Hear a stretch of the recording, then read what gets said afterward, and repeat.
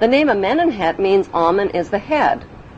Besides Pharaoh Amenemhet and biblical Abraham living in the same place at the same time, is there any other evidence connecting biblical Abraham to Pharaoh Amenemhet I? According to Egyptian history, Pharaoh Amenemhet I was not of royal blood, and his family origin is unknown. Egyptology experts believe he seized the throne of Egypt after murdering Pharaoh Mentuhotep. In 1818, Antonio Lobolo made a revolutionary discovery that identified the biblical Abraham as an Egyptian pharaoh.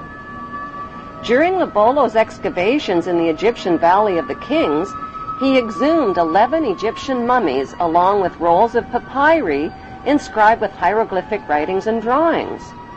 One of those drawings was interpreted by Mormon Joseph Smith and his Egyptologists as Abraham sitting on the pharaoh's throne. Abraham's name was also deciphered on a roll of papyrus.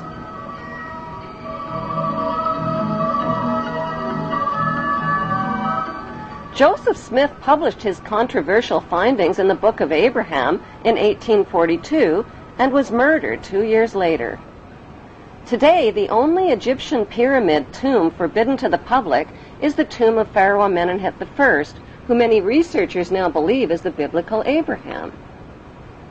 Why have Egyptologists never found the remains of Pharaoh Amenemhet I or a biblical Abraham?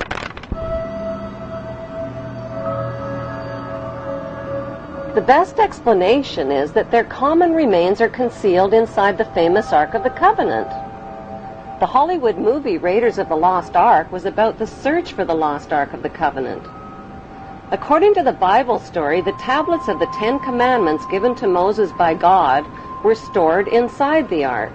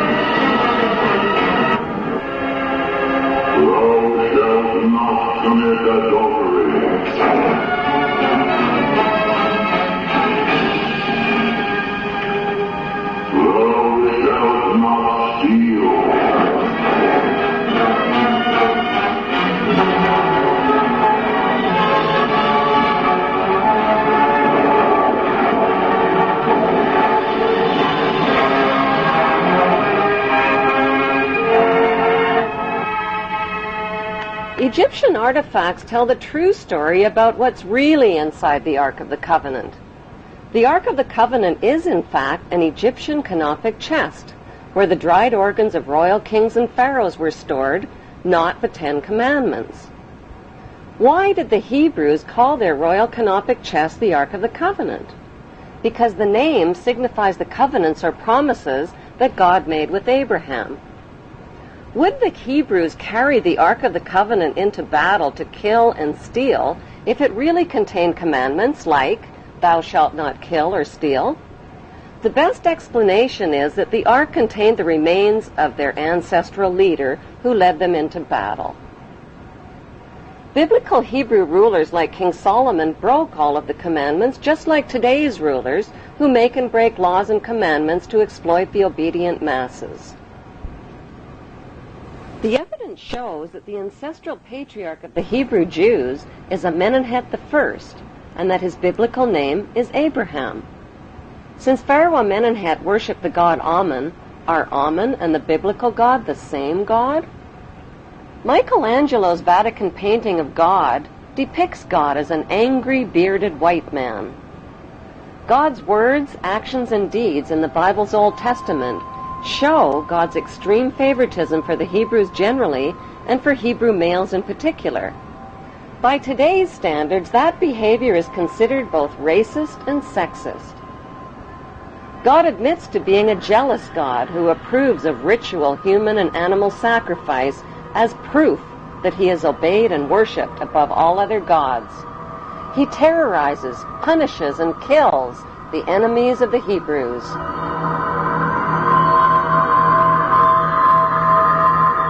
He uses his godly power to kill Egyptian children and spread plagues, famines, pestilence, and darkness.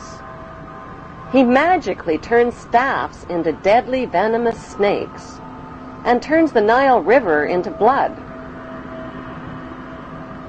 Like the biblical god, the god Amun-Ra also turns the Nile River into blood in the Egyptian myth of Hathor. The Bible God's opinion of humanity is that all human beings are sinful children who are all born into sin. Since his words and deeds describe an angry, violent, and jealous God, are the biblical God and the ancient Egyptian god Amun, whose name is repeated over and over in the Bible, one and the same God?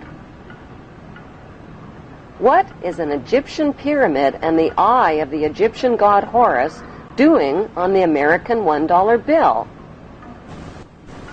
Why have Washington, London, and the Vatican erected towering obelisk monuments honoring the pagan Egyptian god Amun-Ra?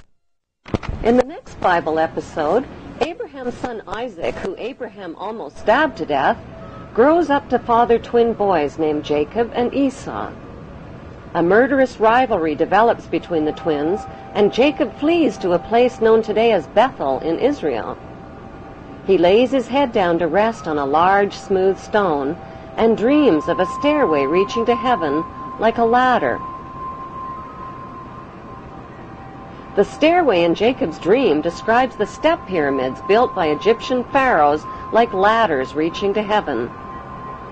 The symbolic stone where the Hebrew Jacob laid his head thousands of years ago in Bethel is alternately called the Stone of Jacob, the Stone of Destiny, and the Stone of Scone. Today, the symbolic stone can be found underneath the British throne chair on top of the symbolic step pyramid where the Queen and other British monarchs have been crowned. The battered oak coronation throne, on which every English monarch has been crowned, is built over the Stone of Scone. As the Bible story continues, God promises Jacob that a nation and a company of nations shall come from him, and kings will spring from him. Jacob marries 2 of his girl cousins and fathers 12 sons. As Jacob ages, Joseph becomes his favorite son, and Dan becomes his venomous son.